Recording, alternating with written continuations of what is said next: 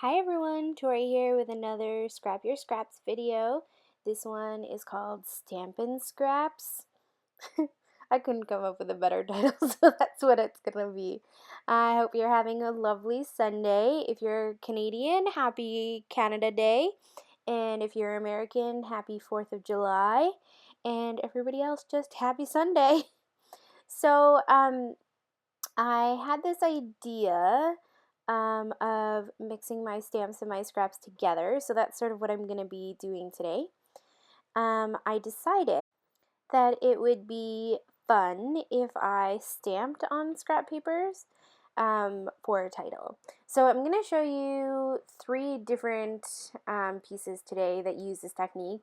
The first one is a scrapbook layout, which I'm going to make, and then I'm going to show you two cards that I did with a similar technique. But first we'll start with the layout. So I have this great alpha stamp that I got from Studio Calico from one of the classes over there. I think it was Make It Big with Paige Evans, who is my scrapbook idol. And I'm just choosing out a whole bunch of different scraps and stamping the letters for my title right onto those scraps. And I'm trying to pick lighter colored scraps so that the letter shows up better. I end up having to redo a couple of them because they're a little dark and they don't show up as great as I'd like them to, but mostly I stuck with the light ones. So if you're going to stamp on top of scrap paper like this, I suggest using your lighter colored scraps, solid colored, or very like simple pattern scraps because it shows up the best.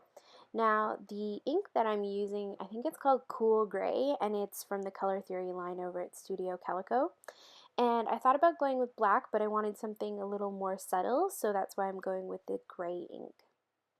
And after a little while, I was like, oh, I'm just going to pull out all the scraps and stamp them all out, one after another, so that's what I'm going with.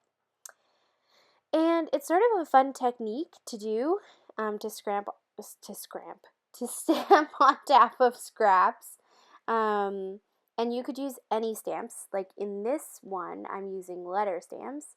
But in the next projects that I'm going to show you at the end, the two cards, I'm going to stamp more images and use them more as a template.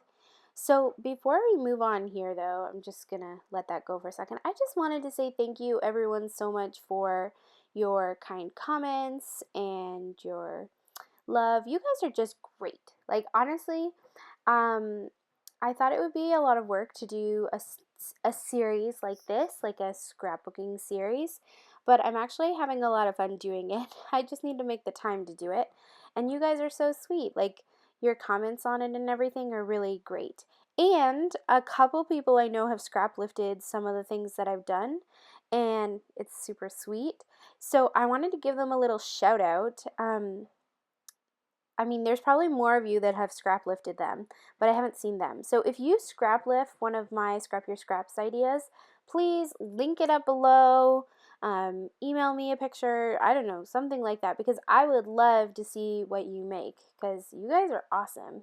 So first of all, the people that I'm going to mention, they posted their layout designs over at the Nicole Jones 911 scrapbook Facebook page, and that's how I saw it. But if you scrap lift it and you post it on the Studio Calico page or another Facebook page or on your blog, link it up for me below because I would love to see what you make. So the two people I want to give a shout out today are two of my biggest fan followers, I'm gonna call them. Bev Page and Rachel Munn. I know they've scrap lifted like a couple of the Scrap Your Scraps videos, which is honestly like so stinking sweet, and they have made really super awesome pages. So go check them out at the Nicole Jones 911 Facebook page. I'll actually link it up for you below. And if you're Bev or Rachel, I just wanted to say thanks for making my day, and your pages are super awesome. So back to the layout here. After I stamped out the whole title, which you'll see as I go along here. I fussy cut around all of those letters, and then I grabbed some yellow cardstock and this giant white doily, and I thought I would use that white doily for part of the layout of these 3 photos. And these 3 photos are photos of cards that I made, and it may seem funny to do a layout about cards, but it's actually not really, because when I went on my short-term missions trip to Bolivia, one of the things that I got to do was make cards, which seems really funny, but the missions organization that we worked with, Algernan, what they do is they work with women who are living on the streets or in drugs or prostitution and things like that, and they try to help them do micro businesses to help them get out of living on the street. And so what they do is they teach them how to do things like make cards or jewelry or things like that.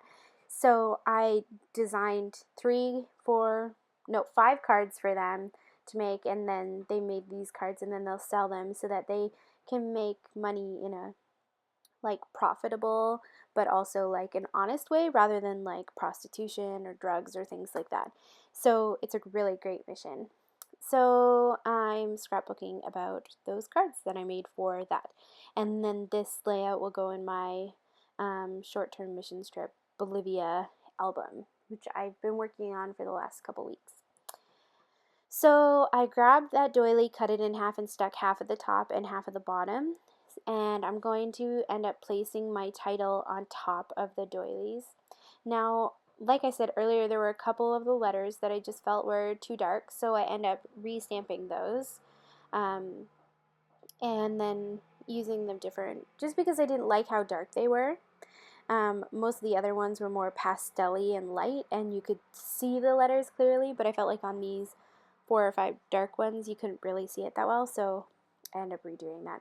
So stick with my original tip of stamping your letters on light-colored cardstock, light-colored patterns, or solid colored patterns, because the letters will just show up better. Okay, now that I've done that, I'm going to fussy cut around those, so I'll just speed that up. And then I'm going to stick down my title, and my title is a quote. You've probably all heard it, but it sort of has 2 parts, so I'm going to put one part at the top and one part at the bottom.